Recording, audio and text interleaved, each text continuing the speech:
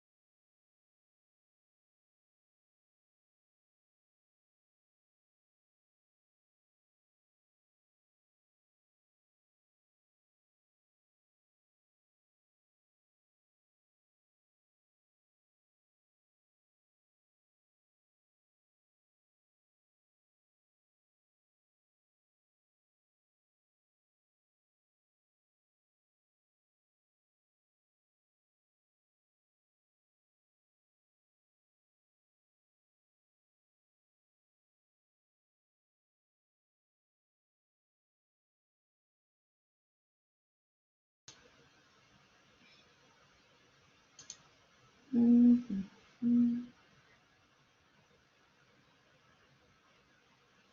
guys ready? So to give myself room, since I wrote right underneath, I'm gonna do this. There you go. All right. So this is the equation. I need them to match. So we're gonna check for the y-axis, the x-axis,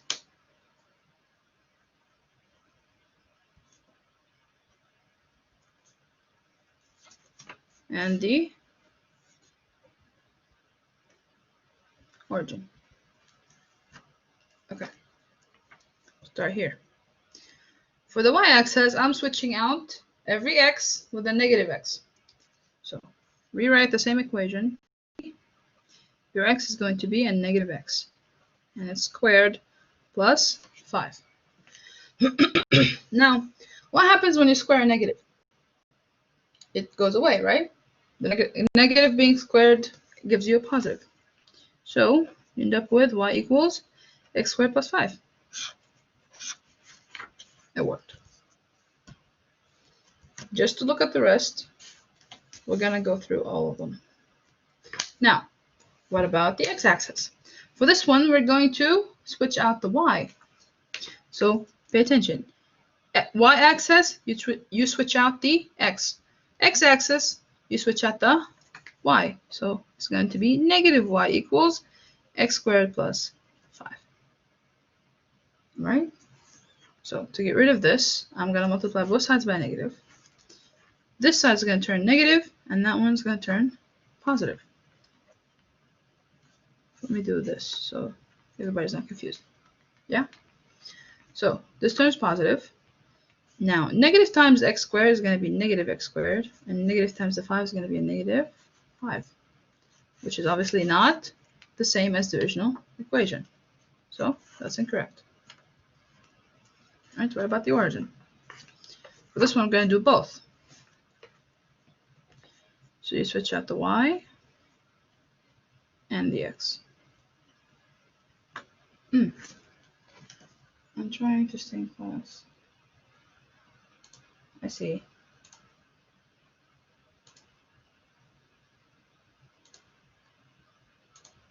That's odd. It's like I know Rudy left a message. I can't see it. Are you guys with me on the line? Can everybody hear me? Am I the one lagging? Just want to make sure. Yeah? Okay. Okay, good. Good. All right. All right. So,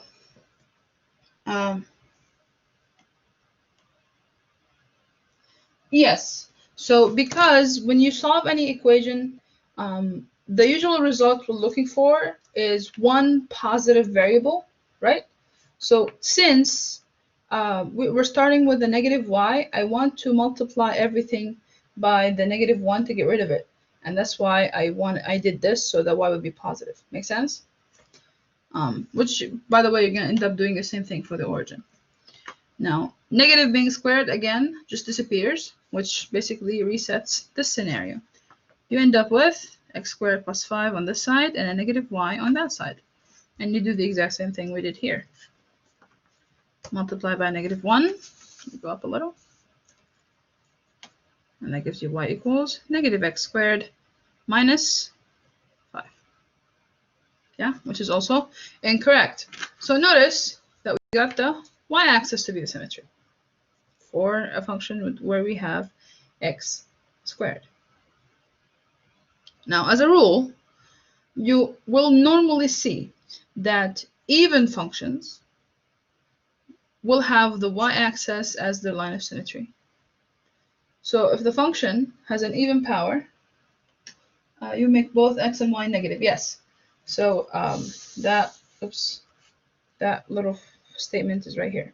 So symmetric with respect to origin, you're going to switch out negative x for x and negative y for y.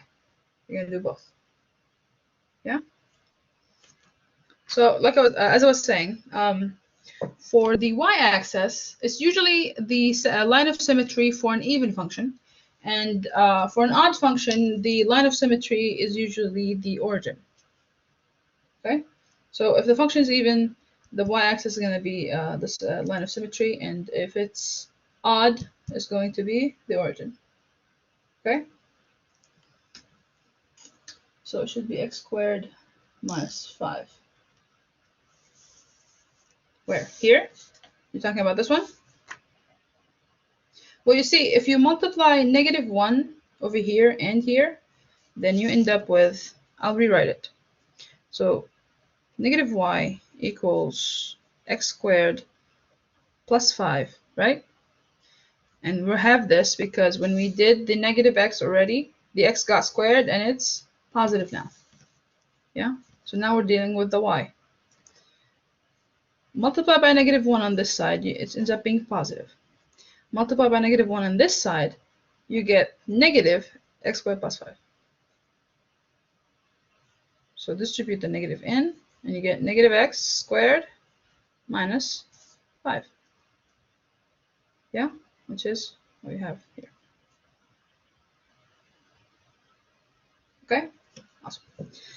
All right, so let's do one more example. Okay.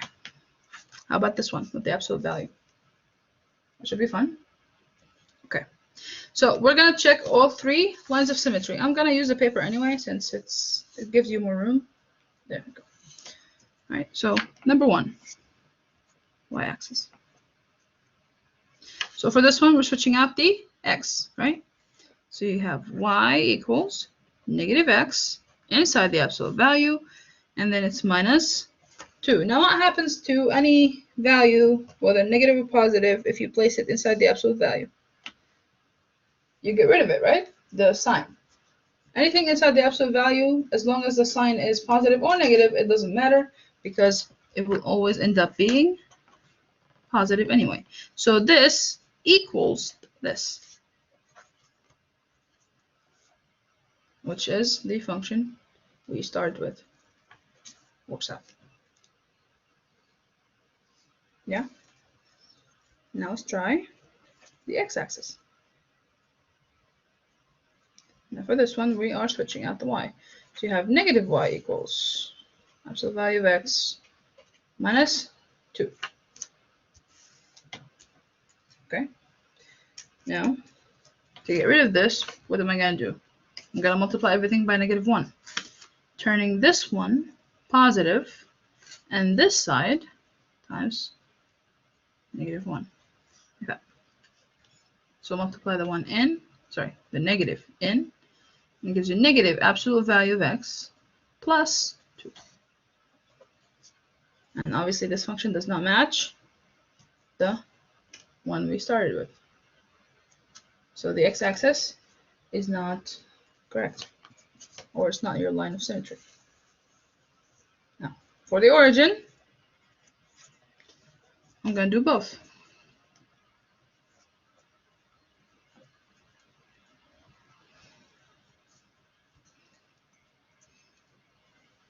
Okay. To have negative y equals absolute value of negative x minus 2. Okay? Now, negative on the inside is positive. Now, to get rid of this negative, multiply everything by -1. I end up with positive equals negative absolute value of x plus 2.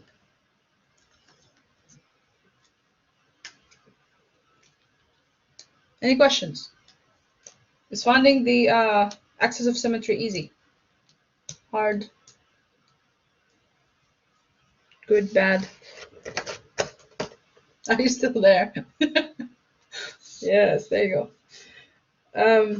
All right, so next thing that we want to do is learn how to distinguish between an even function and an odd function. So I mentioned that for even functions, the axis of symmetry is going to be the y-axis, and for odd functions, it's going to be the origin.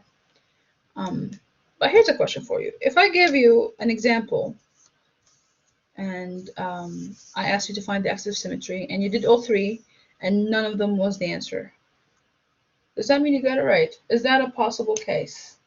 Can we have a function where it doesn't have an axis of symmetry? The answer is yes, you can. Okay, can you have a function that has more than one axis of symmetry? The answer is no, you cannot. Well, actually, technically possible, but it's not going to be a function you're going to see in college algebra. Let's just put it that way. Okay, so as far as we're concerned, the answer is no. You can't have more than one. So once you solve it, you should have only one that works and the other two fail. I still recommend doing all three for every question you do, even if the first one you did checks out, because another one could check out and you would realize that the first one you did was incorrect. Does that make sense? So it's a way for you to make sure you got it right. Okay? It makes you double check your work. All right. Now let's look at the even and odd functions. Now, as you can see by the rule here, for a function to be even, f of negative x needs to equal f of x, which means if you plug in negative x instead of every x, the function should still match the one you started with, which means it's symmetric to the y-axis. Now, for the odd one, f of negative x needs to equal negative f of x, and it will be symmetric to the origin. Let me show an example. So this is the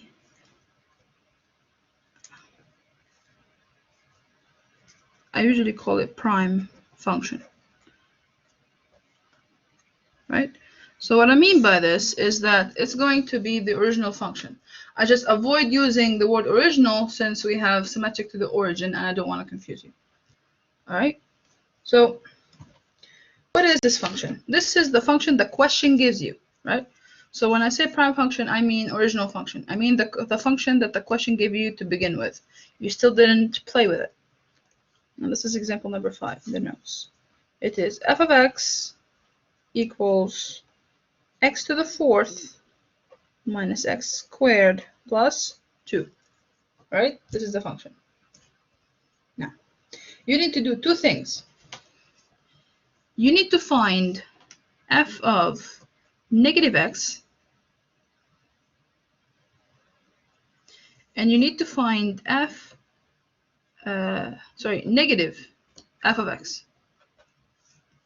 Okay? We need to find these two things. Now, here's why. This original function is going to match this one if it was even, and it's going to match that one if it was odd. Does that make sense? So, oh, sorry, no, I misspoke. This function is going to match that one if it was even, and it's going to match that one if it's odd. Okay? So let me show you what I mean. Now, plugging in a negative x for every x gives you what? Over here, we have negative x to the 4th, correct? Minus negative x squared, right? And then plus the 2, which is still the same because there's no x there. All right, so negative x to the 4th power is going to be positive because the 4th power is kind of like saying x squared squared. So it will still be positive. So this is x to the 4th. And negative x squared is positive. So this sign right here remains negative. So nothing changes. It's exactly the same as the one we started with. So since these two are equal, that tells you that this function is even. All right? Do I need to go through with this one? No. If they match, we're done. Okay? Now, let me give another example. This is number 6.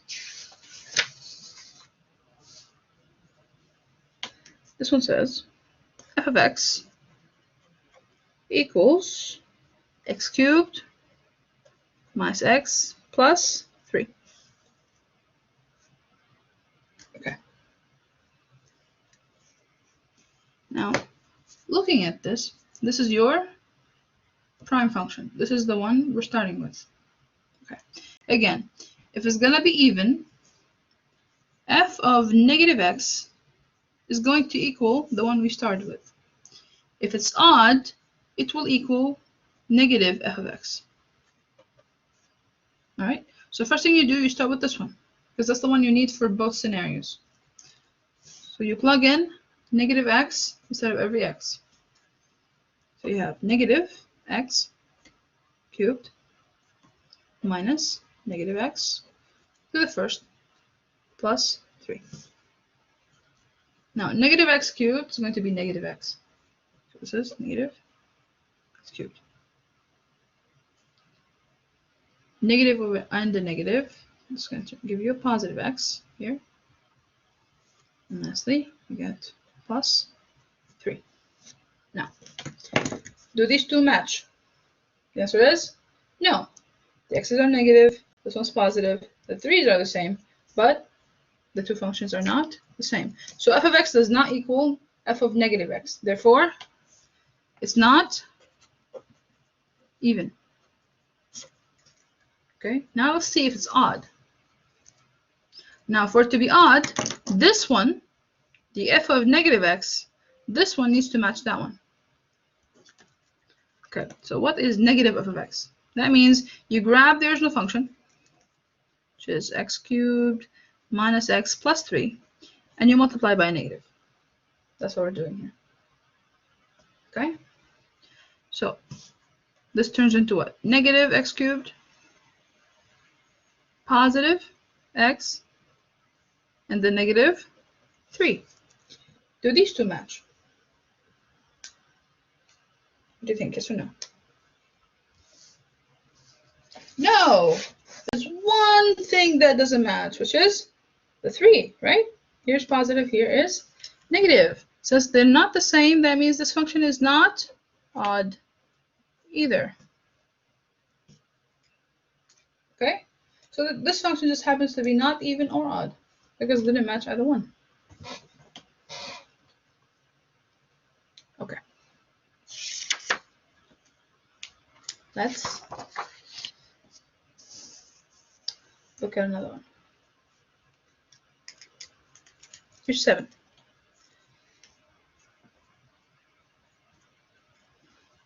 In this one we have f of x equals x cubed minus x. Right, this is example 7. So I removed the number. So what do you think? This one gonna be even or odd or neither? Can't be both. Even, odd, or neither? Which is it?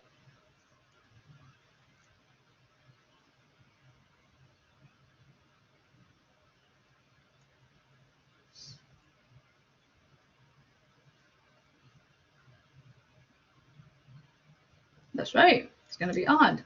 Here's a hint. Look at the powers. This because it's going to be 1. They're odd numbers. Yes. Now, usually, if the powers I give you are all odd, then it's going to be an odd function. If the powers I give you are all even, then it's going to be an even function. Yeah? And if it's a mix and match situation, then you have to check. So in the previous example, just to demonstrate, the first one, power of 4, power of 2, power of 0. That's what a number alone means. That means it's multiplied by x to the 0 power, which is 1. Anything to the 0 power gives you 1. That's why it's not there. Make sense? So 4, 2, 0, even. However, in this case, we had 3, 1, 0. 0 is even. It's not odd. So when we checked, it was neither even nor odd. Okay? Here, we don't have a number. There's no number here. Just odd powers. Therefore, this is going to be odd. But let's see it anyway. Here we go. F of negative x. You're going to plug in negative x for every x you see. So that's negative x cubed minus negative x. All right? Which equals what? Negative x cubed plus x. Obviously, it doesn't match this one, so it's not even.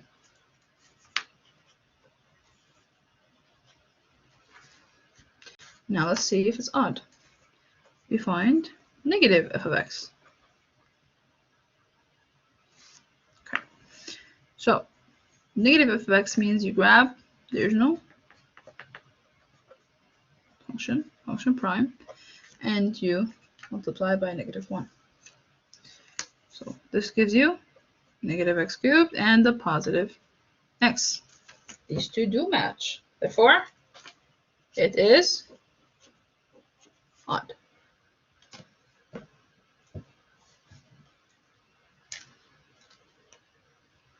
Okay, so you learned how to do it algebraically. Let me show you how to do it on a graph. Examples 8 and 9. For number 8, what do you think? Even or odd?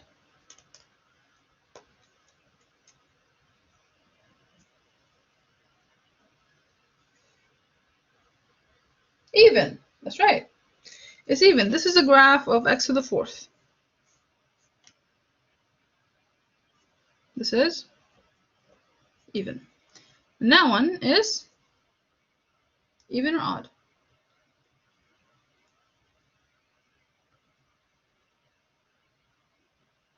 It's odd. This is x to the 5th. And it is odd. Now, how can I tell? I'll teach you a trick in a minute. But other than that trick, how can you tell? By the statements I told you at the beginning of this section. When I said that for even functions is going to be symmetric to what axis? The y-axis, right? And what can I see here? That from the y-axis, this size mirrors that one, right? That's a line of symmetry right here at the y-axis. Therefore, it's even. Now for this one, it's the origin. Now, for the origin, in order for it to be symmetric for the origin, what we do isn't just, a flip once. You're going to flip it twice. Once to the y-axis, once to the x-axis. So you're going to grab this, and you're going to flip it like that. So if this flips upside down, and then flips that way, they're going to line. You see it? So the point of symmetry is the origin itself. Does that make sense? That's why when we calculate it, you substitute both x and y with negatives. All right? So for the odd, the point of symmetry or axis of symmetry is the origin itself. And for the even, it's the y-axis. Now about that trick. I don't know if you've noticed this before, anybody informed you of this, but I usually like to bring it up. When it comes to graphing polynomials, there's a pattern you can easily spot. The graph always has one curve less than the power. What do I mean by that? For example, this is a graph of x to the 4th power, correct? That's a 4, power 4. How many curves do we have here? 1, 2, 3. So that power 4, you're going to have 3 curves. This is power 5. You have 1, 2, 3, 4.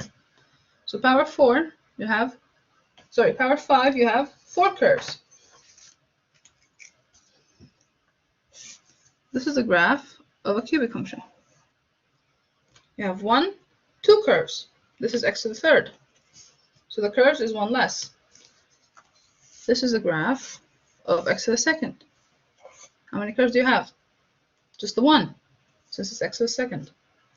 And x to the 1st is a straight line, right? No curves, 0 curves, because it's x to the 1st. Do you see the pattern? So you always look at the power, the highest power you have, and subtract 1, and that's the number of turns you're going to have. That should help you tell if a function is even or odd. Does that make sense? Everybody get that one? Yeah? Okay, cool beans. Now let's look at piecewise functions. Now for piecewise functions, the idea is that the function behaves in 2 different ways in 2 different parts of the domain. Yeah? So instead of me saying your f of x is just the one equation and I give you the domain of the function from negative infinity to positive infinity, or whatever the domain has to be, I will instead half it, sometimes divide it by 3 even, and give you 3 parts or 2 parts. For example, let's look at this one. Number 10. I'm telling you that when x is less than 0, that means as long as the x value you are looking at is negative. So we are talking about this half of the graph, yes? This part. So as long as it's less than 0, f of x is actually x squared plus 1, which is why you have half a parabola over here. Okay? And when x is equal to 0 or greater than 0, that means we're talking about positive numbers. So this side of the graph, f of x is actually x minus 1, which is a linear function. That's why you have the straight line. See that? So f of x behaves in 2 different ways from different sides of the domain. When it's negative, we have a quadratic, and when it's positive, we have a linear. Okay, so based on this, let's find out these values. Now, when you have f of a number, what does that mean? We're just going to plug in that number to find the answer.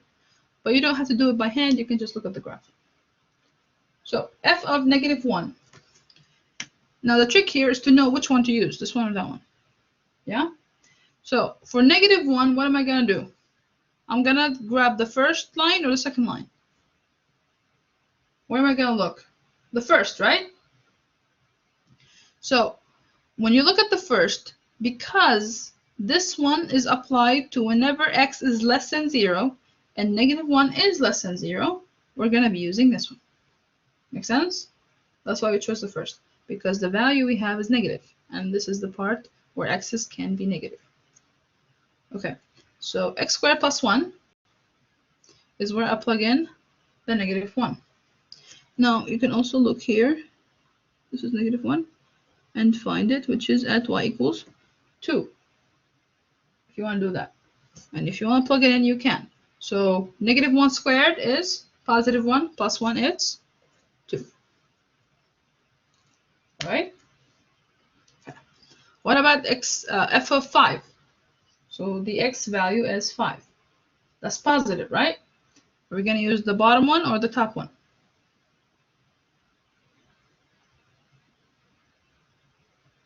What do we think? Bottom is right. Since this is the one with the positives, and 5 is obviously a positive number.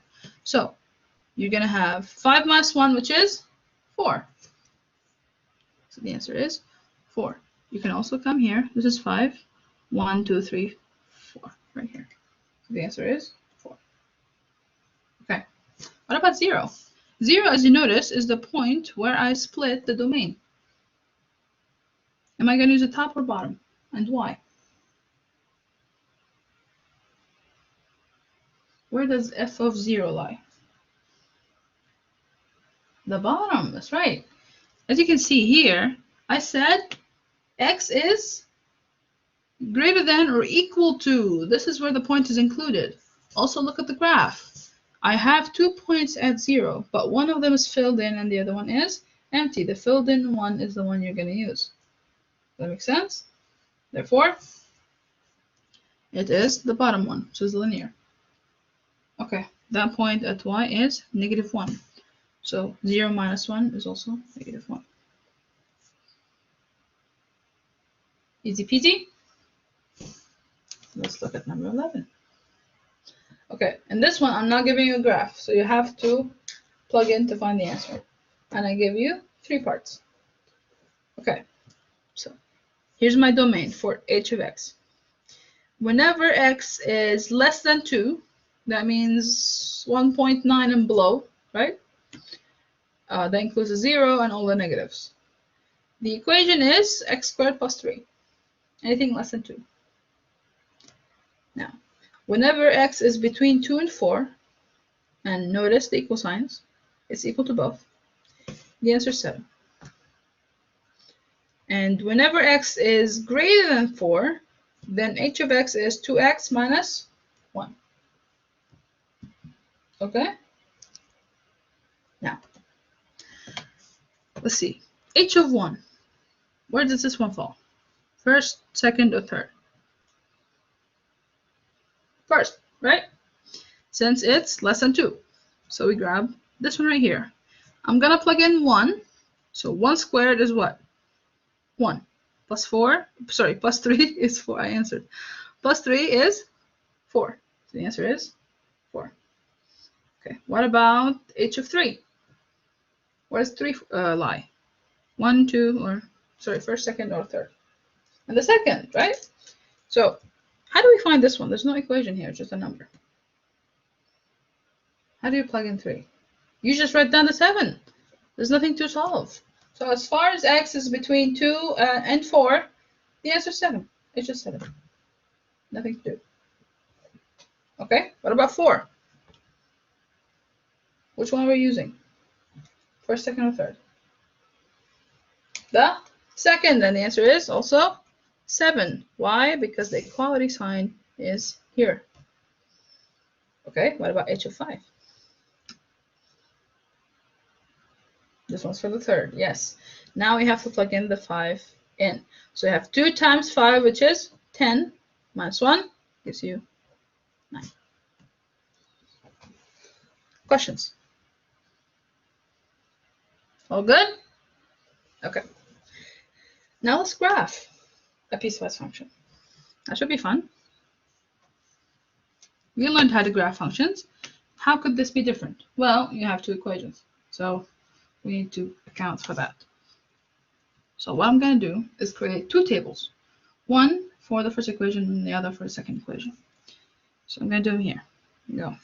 So the first one is x and y, squiggly line. Second equation, second table, sorry, for the second equation, right here. Okay, this one's for the first, this one for the second.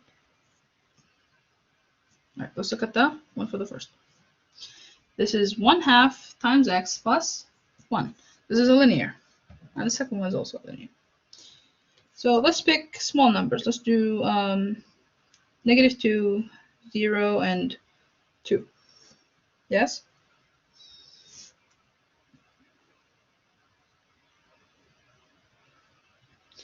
Now notice that everything I chose is what? Stopping at the value 2. But be sure to use the number 2 itself. Even though we don't have an equality sign, make sure to graph it, because you need to create that hollow point. Does that make sense? So you need to know where it is. So I'm including it in the graph. And since this is linear, all you need is 2 points to graph it, because it's a straight line.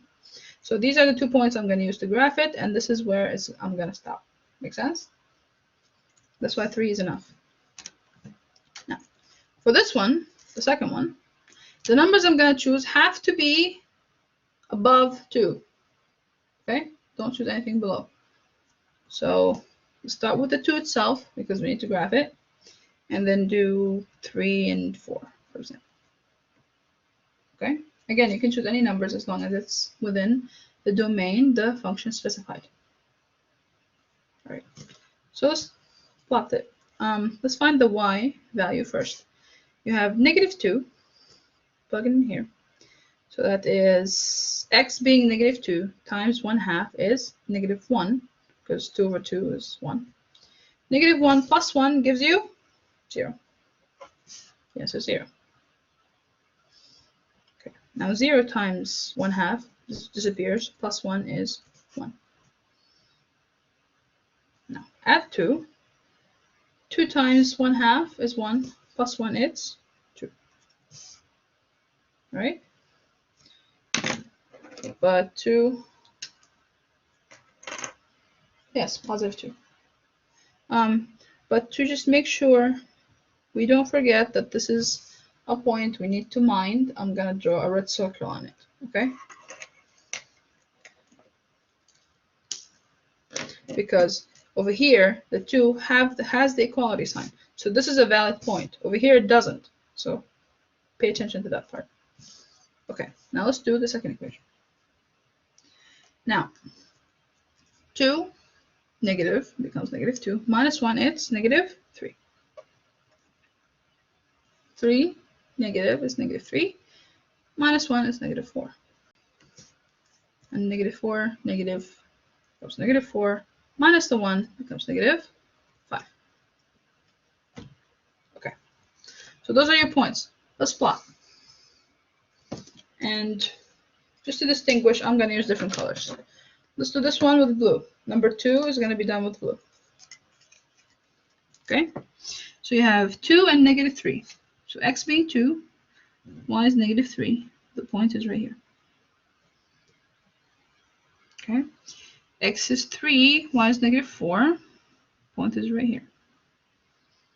And x is 4, y is negative 5. The point is right here. As you can see, it's a straight line. Starts here and goes on forever. That way. Okay. Now let's do number 1 in red. So we have negative 2 and 0. So x is negative 2, y is 0. So it's going to be on the axis right here. Okay. Now x is 0, y is positive 1. 0, 1. It's going to be right here. And last one, 2 and 2. So this is 2 and this is 2. I'm going to draw a hollow point. Open circle. Yes. And the graph heads in that direction. Like that. That's your function. Does anybody have any questions?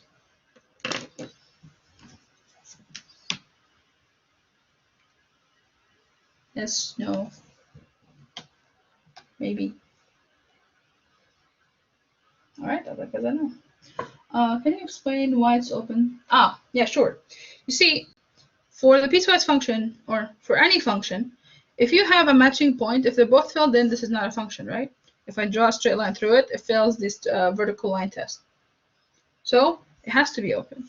Now, the trick is to know which one is the open one, right? Well, you look here. Which one has the equality sign? The first or second line? Second line, right? So since it's a second line, the one in blue is the one that's filled in. The other one has to be hollow, because 2 is not included. But why did I graph it? It's because if I stopped instead of 2, if I chose the number 1, for example, then I would have stopped right here. And you would have missed out on that teeny tiny part of the graph. You see that? So the points that give you x values 1.1, 1.5, 1.99999, you wouldn't have graphed those. And those are part of the function. Make sense? So you graph the one you're trying to avoid, but you make sure to make it hollow, because only the number 2 is not included. Everything before is. Make sense? So.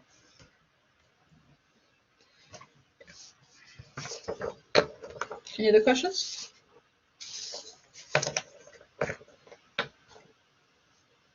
You good? Okay.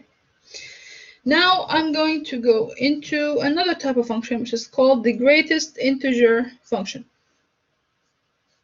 All right, which is right here. Now, please note that the Word document I created jumbled the sign. This is not what it looks like. It's not supposed to be a rectangle. It's supposed to be 2 brackets. So I'm going to write it down, and please make sure to write those in your notes or correct it here if you're using my notes. But it looks like this.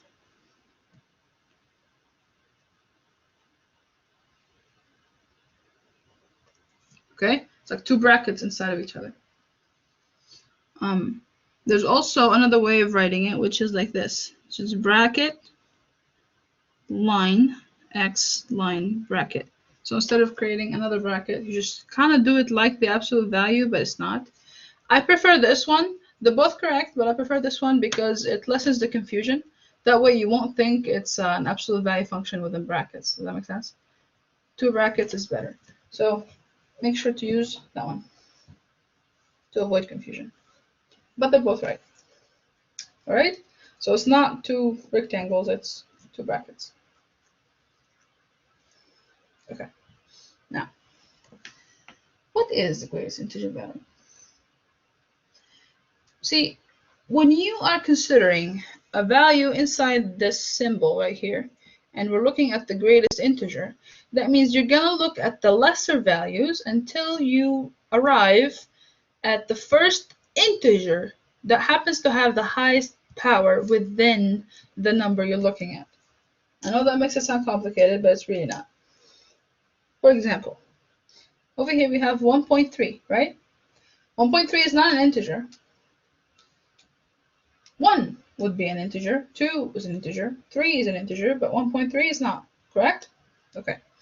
So looking at this and having placed it within the greatest integer function, what would this turn into? 1.3. Okay. You need to look to the closest integer to this one. Now there's two possibilities, right? If you go below, less than the value, you'll have 1. If you go above than the value, then you have 2. Yeah? So is it 1 or 2? Well, you always go for the less than or equal to. Yes? So you always go to the value that is less than the number you started with. Never go above. Okay? So it's not the 2, it's the 1. In this case, the greatest integer is 1. Okay, what about this one? Negative 0.2. What is the closest integer to this one? Usually, for this example, common mistake, everybody says 0. Keep in mind that we're dealing with negatives. Now, 0 is bigger than 0.2, negative 0.2, right? So what's the integer closest to this, but it's less than? It is negative 1. All right? Can you do this one? 5.6. What's the closest integer to this, but is less than or equal to? 5. Yes. So you're not going to go to 6. You're going to go down. So it's 5. What about 3? What's the closest integer to 3? 3 itself. Nope. Less than or equal to. You're already at an integer. There's no need to go down. It's already an integer. Does that make sense? So it is 3 itself. All right. Now, what about 2.7? I'm giving you one more example. This one is 2. Yes. 2. All right. Now, how do we graph this?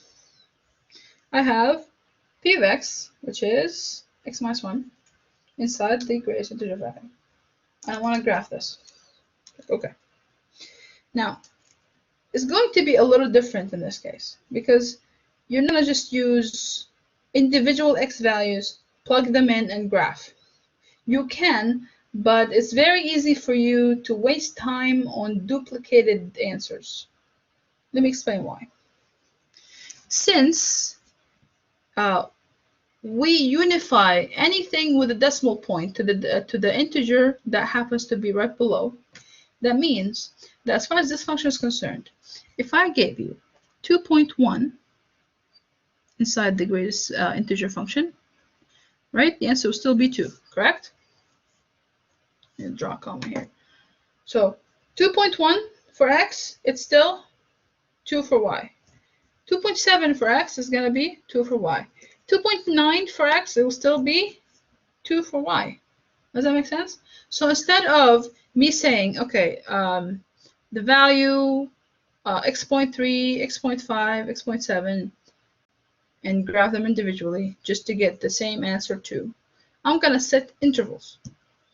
Yes? So I'm going to say if x is between, let's start with negative, right? So negative 1 and 0. And you set it equal to the integer because if it's equal to it, it's going to be in the same line to it. So if x is between negative 1 and 0, and by this I mean x is negative 1, negative 0.9, negative 0.8, negative 0.3, negative 0.1, right? Anything below 0, but not 0. Okay. So if x is any of those values, then the greatest integer function is going to be the negative 1 for x minus 1, and that is -2. So the answer is -2. See that? So we're doing it in teeny tiny intervals instead of just 1 point, because everything within this interval is going to have the same answer. Okay. Next we have, since we stopped at 0, next is going to be 0. Is that equal to x greater than 1? Okay, so between 0 and 1, and this one includes 0, plug that in here. You have 0 minus the 1 and equals -1. Right? Now, next we have 1 less than or equal to x, which is less than 2. So I'm going to plug in the 1 here. Minus 1, and that's 0.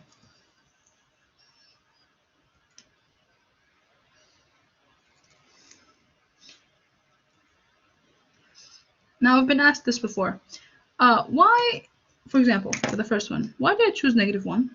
I mean, x can be anything in between, right? It's because this is the easiest one to solve. If you chose -0.8 and you plugged it in here, and after the subtraction, you end up with -1.2, then you're going to have to go to -2 anyway. Does that make sense? So it's going to give you the same answer. It's just that the easiest number to solve and give you the direct result is the one that happens to be the least one right here. Yeah? So it's just easier to do it. You can choose any other number within this interval, but it's going to give you the same result anyway, so why complicate things? You start with the least one. All right. Now, since we stopped at 2, next one is going to be add 2. 2 less than or equal to x, which is less than 3. Okay.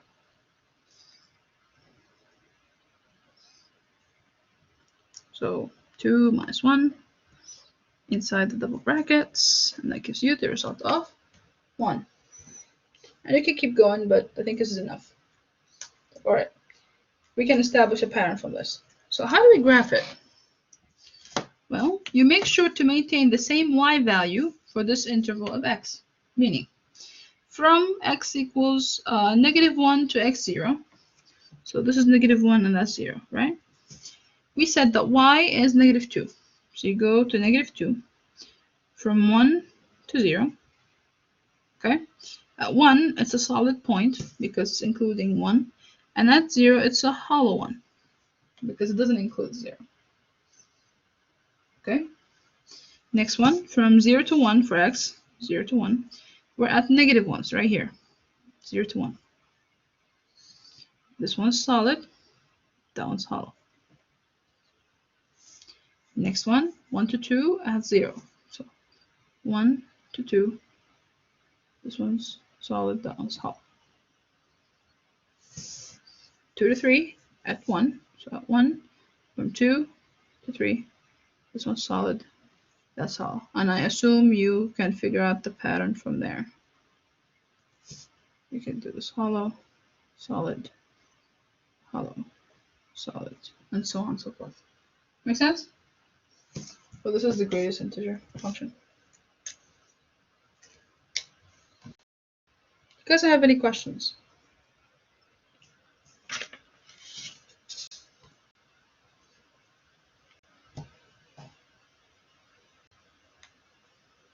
All good?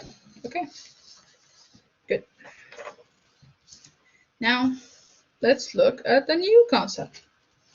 In this one, we're going to discuss functions and see what is considered decreasing, increasing, or constant. All right? So, if a function has a slope, or has an incline, I should say, because I still didn't introduce you to the concept of slope. But if a function has an incline, then it's going to be either increasing or decreasing. If you see a constant function, that means it's going to be a horizontal line. This is constant, okay? By constant, I mean the difference between one x value to the next x value, the function doesn't change. The y value is the same. So that's a constant function. Now, if it's increasing, that means between the first x and the second x, the y answer rose. increased in value. For it to be decreasing, the opposite has to happen. So far, so good? So, knowing that, let's look at these two and see if they're increasing, decreasing, or constant. Okay? Now, as you can see, they're all over the place. So let's see, where do they increase, where do they decrease, and where are they constant? All right. So, increasing. So in order to do that, we need to look at the tip of the function. It's like, okay, we're starting here at x negative 5. Y appears to be negative 5, right? So if you go to negative 3, y is negative 2, which means it increased, right? So it's climbing. That means it's increasing. There's an arrow. So from negative infinity all the way to, where does it stop? At x equals negative 2. So at negative 2. Yeah? So from negative infinity to negative, we stopped. Over here it's constant, and over here it's decreasing, it's dropping, and over here it's increasing again. So we're going to start this again at what? X equals 2. So union 2, and it goes all the way to infinity.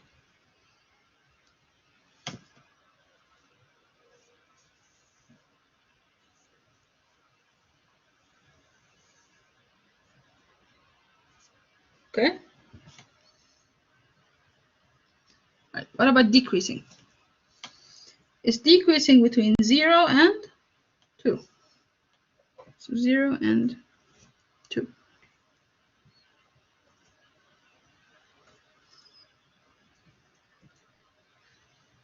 And where is it constant? It's constant between negative 2 and 0. So it's negative 2 and 0.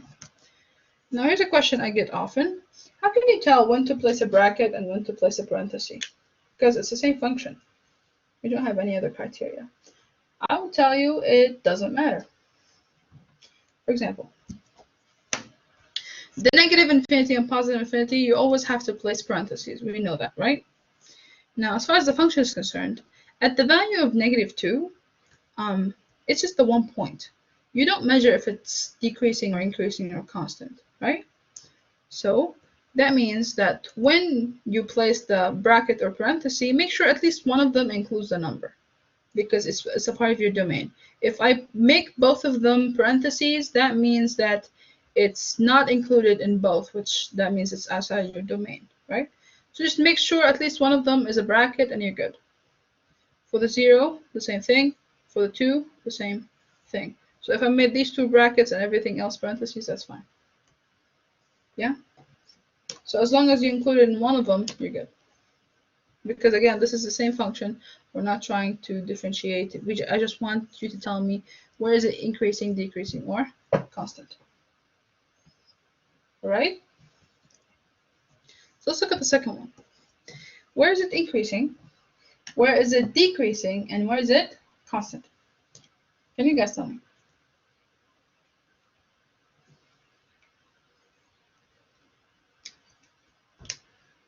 I'll give you 2 minutes.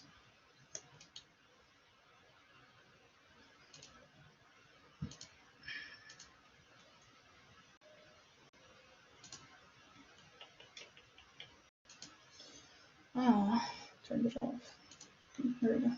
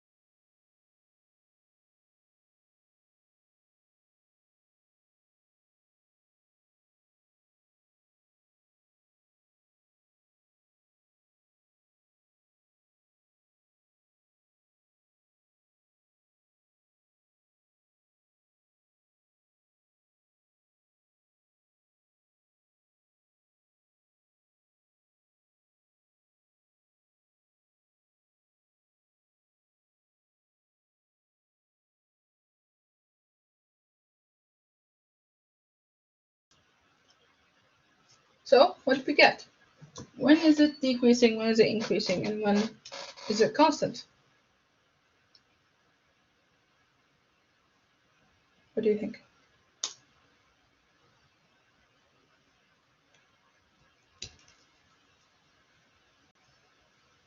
It doesn't increase. That's obvious, yes. So it's increasing never, right? Okay.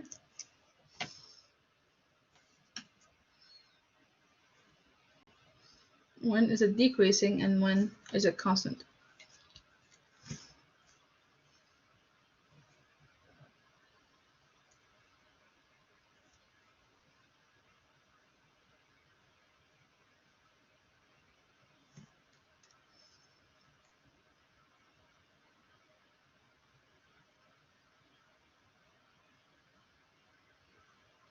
It's not constant either. Right. So I'm trying to be tricky here. Do you see this line right here? Most people would look at it and go, that looks like a constant. It's like, nope, it's just decreasing slower.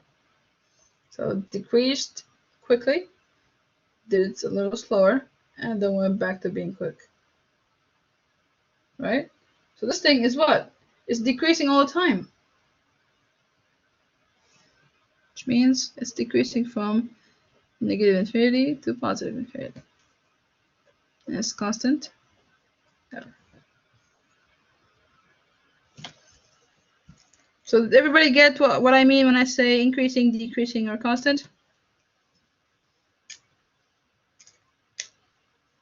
Yeah? Any questions at all? Okay. All right, so one last concept before we're done, and we're going to talk about the relative minimum and maximum, and what I mean by those. Actually, let me show you this graph real quick. Right here. So when I say a relative minimum and a relative maximum, I mean the local curves, right? If you look at a peak or a valley, that's what I mean by a maximum and a minimum. So if it's a peak, the highest point is the maximum, and the lowest point of a valley is the minimum. I'm often asked this question though. Since a function has a side that goes to infinity, doesn't that mean that we never know what the highest point is? It's like, this is why we say relative. So ignoring the infinity sides, look at the curves. So look at the points where the function changes pattern, because it was decreasing over here, right? It's decreasing. Or actually, we start here. So it's increasing up until this point, and then it decreases, and then it increases again, right? So the point where there's a change in behavior, those are the points you're looking for, which is why we have the peaks and valleys. Maximum, minimum. All right? It's that simple. Okay. Let me show you an example. It's number 19. It's telling you to identify any relative minima or maxima of the function. Okay? So let's see. The point of, so I need you to tell me what the point is lower than the small interval surrounding the value of x. It's like, okay. So since I'm looking for lower, that means I'm looking for minimum. Yes? So let's look. Where do you have curves or a minimum point? Right here. Yes? This point right here. Which is what? This is -2 for x and -1 for y. So it's the point -2, -1, xy. Okay? Now surrounding the x value of what? What's the x value here? It's -2. So you place the -2 over there. And then you word it as a statement. At x equals -2 is a minimum, relative minimum of -1, which is your y value. Makes sense? So at -2, my minimum is -1. All right? Now, what about the maximum? Okay. So let's look for the highest point that's not the arrows, which is that one right there. This is 0 for x, 1 for y. So at the point 0, 1, for x at 0, there is, from 0, there's a maximum of 1. Make sense? So first thing you need to do is look at the points and then fill in the blanks for the x and y. Okay, so this one. All right. How many minimums do we have here? 2, right? And look at this. We have 1, 2 minimums. We have 2. 1 right here and 1 right here. How about the maximum? We only have the 1. Okay? Let's do the minimums first, since it's the first 2 points. Okay, here's the first one.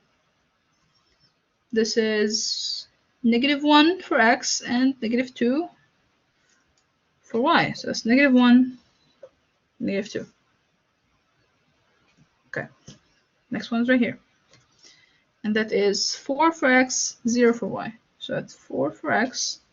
We have a 0, a minimum of 0 for y. Okay, what about the maximum? That point's right here. This is at 1, 2 for x, 1, 2, 3 for y. So at x is 2, y is 3. That's right. Okay. What about this one? Do you have any minimum or maximum for that one? No, because we don't have an inflection point. Now, this might look like a curve, but it didn't change direction, right? It went from increasing to constant to increasing. We didn't decrease. So since there's no inflection, no inflection point, that means that there is no minima or maxima. Okay?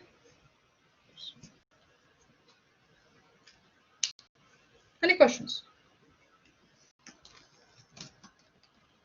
All right, you guys. So we have about 15 minutes left of class. Does anybody have any questions about the test? Anything you want me to go over before you take your exam on Thursday? Anything at all? If you do, go ahead. If not, you are free to go. I just took roll. So you're free to leave. How long will it be? I still haven't written it yet, but usually 25 to 30. Could be a little less. Be regular class. No, we won't. So your Thursday is just gonna be fun. Just focus on your test. You can take it whenever. Like it opens up at 12 a.m. So that's like Wednesday night, Thursday early morning. You can take it as early as then if you want. And it closes at 11:59 p.m. So they have the entire day of Thursday to take it. Mostly multiple choice questions since you're taking it on Blackboard. And it will be about 25 to 30 questions. You will take it on Lockdown browser, yes. Did everybody see the link I posted? That's the instructions you're gonna need to just download it or where to get it from. You do not need a camera or a mic, so don't worry about that. I don't require that, just the browser. Okay, can we use paper and pencil? Sure, but you won't be submitting it. Like the choices are multiple choice on Blackboard itself, so I won't see your work. Like that's just for you. But yeah, you're free to use a paper and pencil if you need scratch paper. No problem. Just make sure not to use your notes. Yeah, it's not open book. You can't use your notes. You can't use anything we did in class, and you cannot use a graphic. Although if you feel the need to do those, you're gonna waste a lot of time and you won't be able to finish the test anyway. That's why I'm not worried about cheating. Any other questions?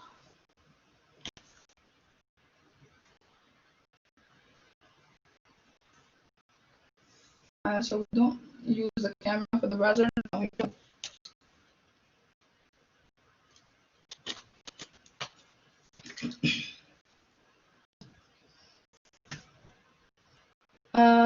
Which part? What's the last thing you heard?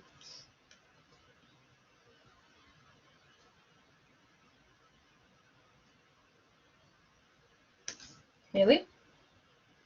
Okay, let me turn off the doc cam. Maybe that will help. So what's the last thing you heard?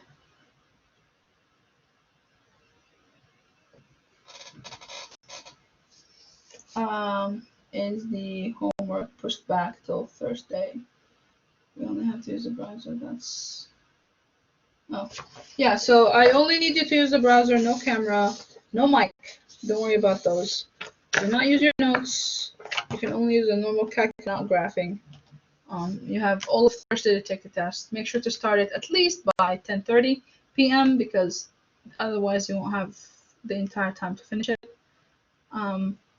Yeah, so you can't use notes. You're welcome to use a blank piece of paper and pencil if you need scratch paper to solve the test. Otherwise, yeah. Any other questions?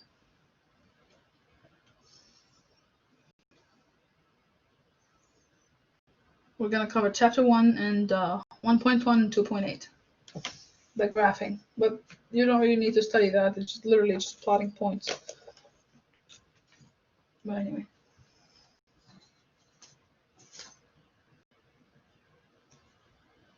All good?